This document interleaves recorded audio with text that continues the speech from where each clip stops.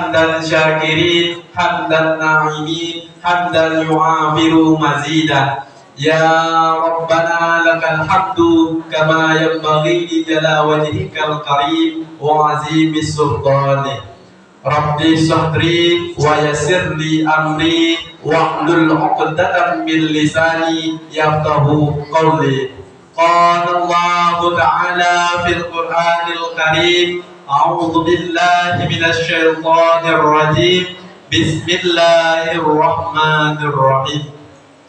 Ya ayyuhalladzina amanu kutiba 'alaikumus syiyam kama kutiba 'alal ladzina min qablikum la'allakum tattaqun. Shadaqallahul azim.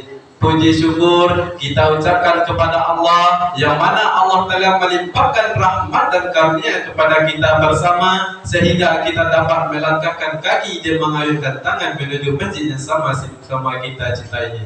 Dan yang mana pula salawat beriringan salam buat pujuk pimpinan Nabi besar kita, yakni rahmatan lil alamin, pemimpin umat sedunia, penghulu segala nabi, payung pandi jalan ke surga, yakni Nabi Yuna Muhammad sallallahu alaihi wasallam. Allahumma shalli ala sayyidina Muhammad wa ala ali sayyidina Muhammad.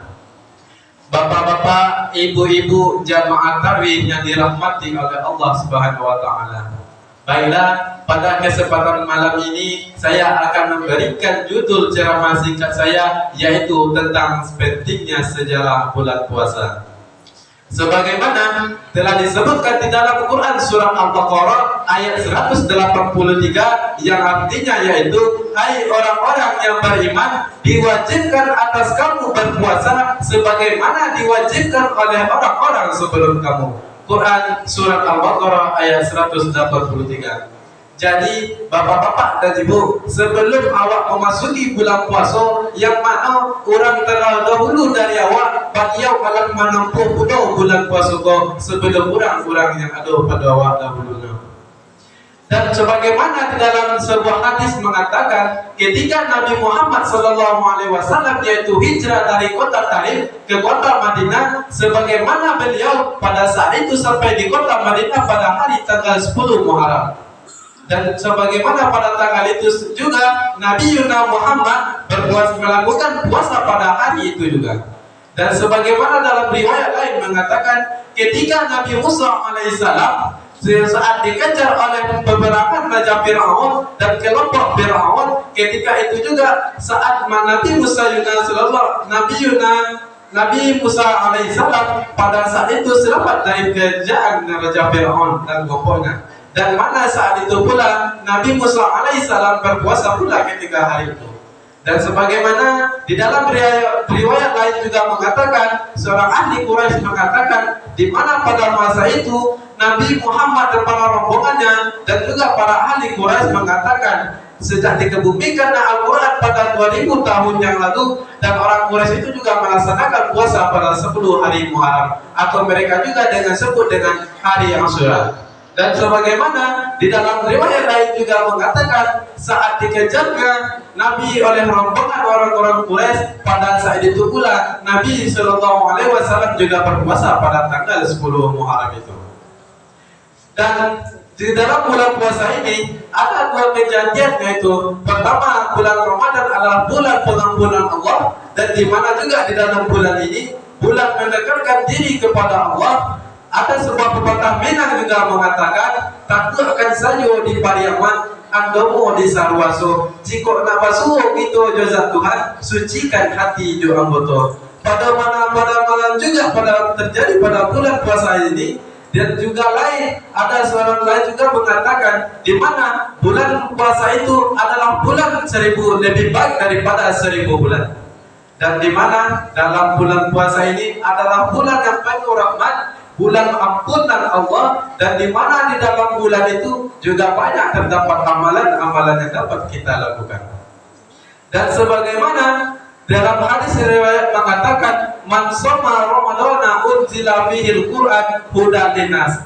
Bulan Ramadan adalah bulannya Al-Quran, dan Al-Quran adalah sebagai petunjuk atau pedoman kehidupan manusia. Dan di mana pula Al-Quran adalah imamannya seluruh umat di dunia, atau imannya jalan payung padi jalan ke surga, yaitu Al-Quran ini adalah imamnya seluruh alam di dunia. Yang di mana di dalam Al-Quran juga tertulis dalam kama dan kawat tampun atau jalan nanduri atau jalan nabakiro, kalau tidak menyuruhkan mushafnya Al-Quran. Sebagaimana Al-Quran juga yaitu mukjizatnya Nabi Muhammad sallallahu alaihi wasallam. Dan di mana juga terdapat pada Al-Quran itu tuntunan umat Islam, tuntunan umat sedunia, yang mana akan ada pedoman dan petunjuk baginya di dalamnya bagi siapa orang-orang yang mengamalkannya. Dan ada juga pepatah Minang juga mengatakan tanah nasi lalado tunggu saban ka pulian masa daga kaji rangkuh kadado pulian salamai ide awak. Maksudnya yaitu daga kaji dan amalkan kepada diri kita sendiri, dan yang mana maksudnya di dalam larangan itu juga ada terdapat beberapa larangan. Yang pertama, kalau awak berurusan dengan orang, adakah awak saling memaafkan, dan adakah kita saling mengasihi satu dengan sama lainnya.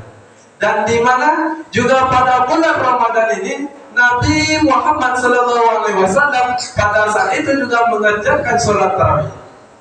Dan mana sholat tarawih itu juga diiringi oleh malaikat Jibril. Ketika itu Nabi Muhammad SAW bersabda, Inna amru kulla yawma min syukri Ramadan.